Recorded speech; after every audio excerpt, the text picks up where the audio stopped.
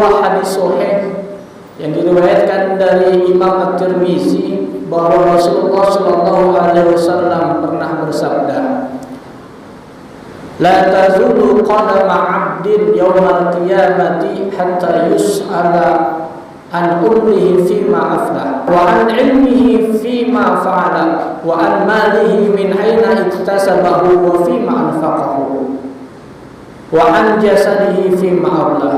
Kama qala Rasulullah sallallahu alaihi wasallam. Yang artinya adalah bahwasannya kedua kaki seorang manusia nanti di hari kiamat tidak akan bergeser sedikit pun hingga Allah akan tanya tentang 4 perkara.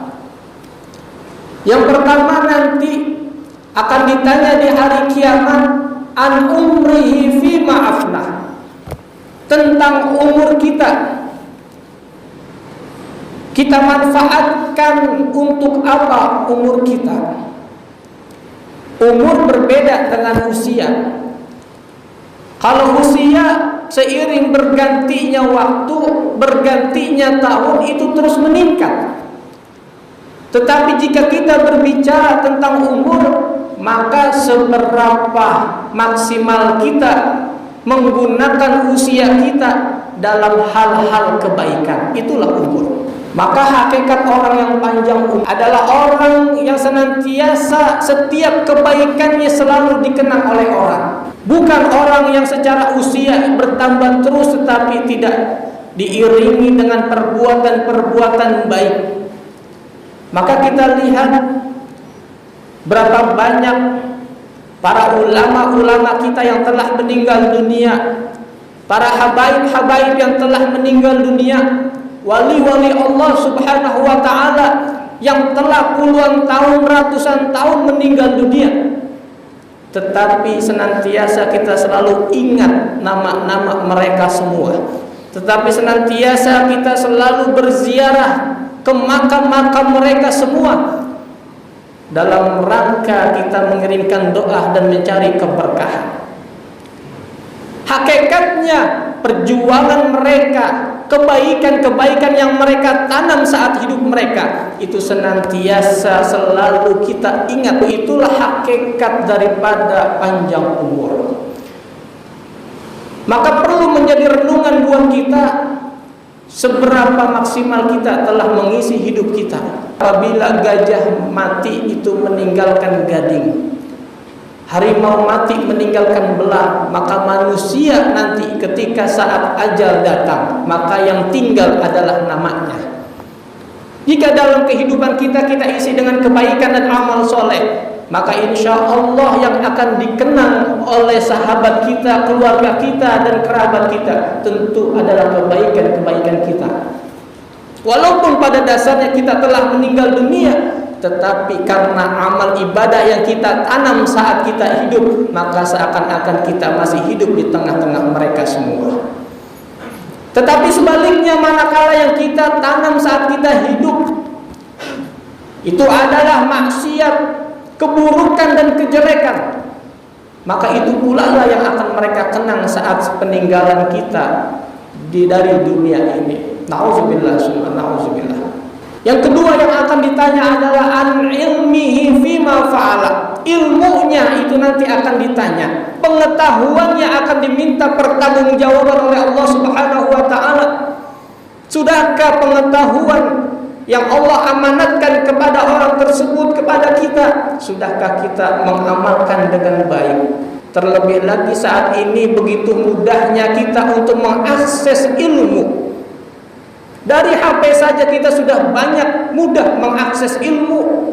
Mendengarkan dari Ustadz A sampai Ustadz Z saja kita mampu dengan bermediakan media sosial ataupun HP. Cuman permasalahannya dari sekian mudahnya ilmu yang kita dapat, seberapa banyak ilmu yang telah kita amalkan dalam kehidupan kita sehari-hari. Semakin banyak ilmu yang kita dapat, tetapi manakala ilmu dan wawasan keagamaan khususnya yang kita dapat, tapi justru tidak menjadikan diri kita semakin baik di sisi Allah, tidak semakin meninggikan derajat kita di sisi Allah, maka yang terjadi adalah Allah akan semakin jauh daripada hamba tersebut. Lewat lisan baginda Rasulullah sallallahu alaihi wasallam, beliau bersabda, "Man izdada ilman wa lam yazdad hudan, lam yazdad minallahi illa bu'dan." Barang siapa orang yang bertambah ilmunya tetapi tidak bertambah hidayahnya, tidak semakin soleh, tidak semakin baik, maka yang ada Allah akan semakin jauh daripada orang itu. Ironisnya, banyak orang-orang yang bertitel, bahkan mereka mampu meraih jabatan di negeri kita ini, tetapi mereka sama sekali tidak mendukung akan kebenaran. Yang mereka dukung adalah kezaliman, hanya untuk mencari keuntungan yang sedikit dari bagian dunia ini.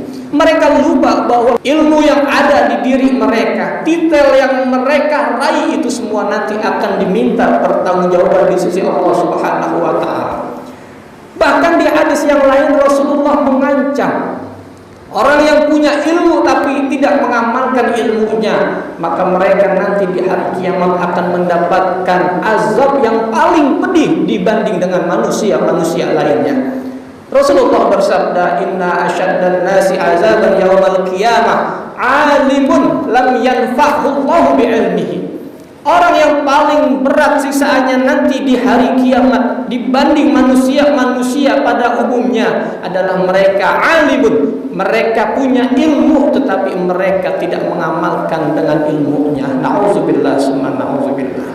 Ma'asyiral muslimin mu'minin rahimakumullah. Yang ketiga yang akan ditanya adalah an malihi min aina iktasabahu wa fima anfaqahu.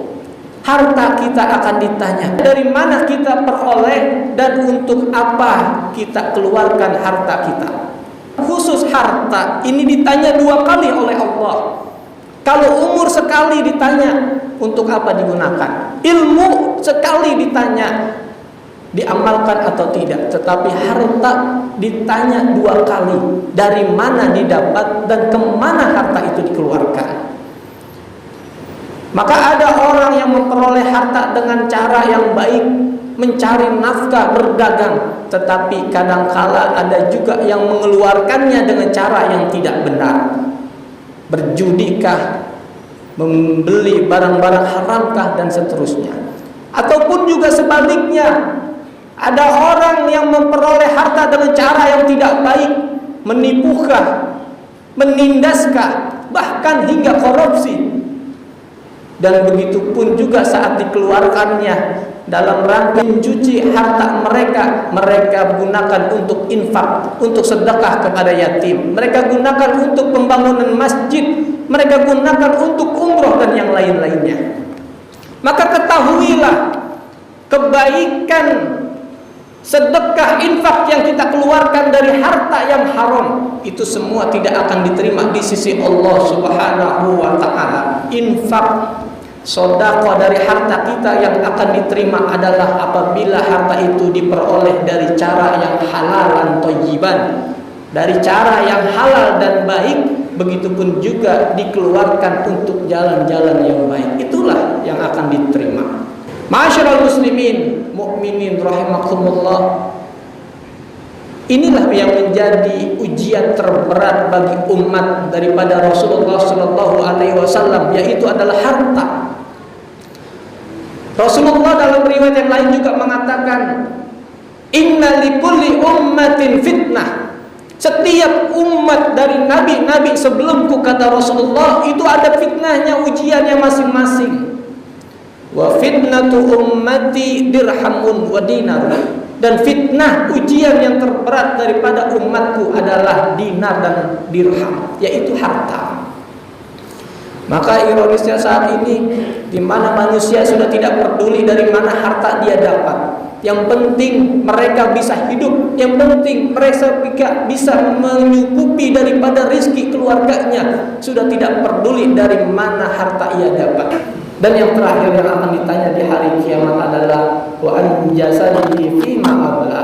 Ditanya adalah tubuhnya, badannya mereka gunakan untuk apa? Itu semua ditanya.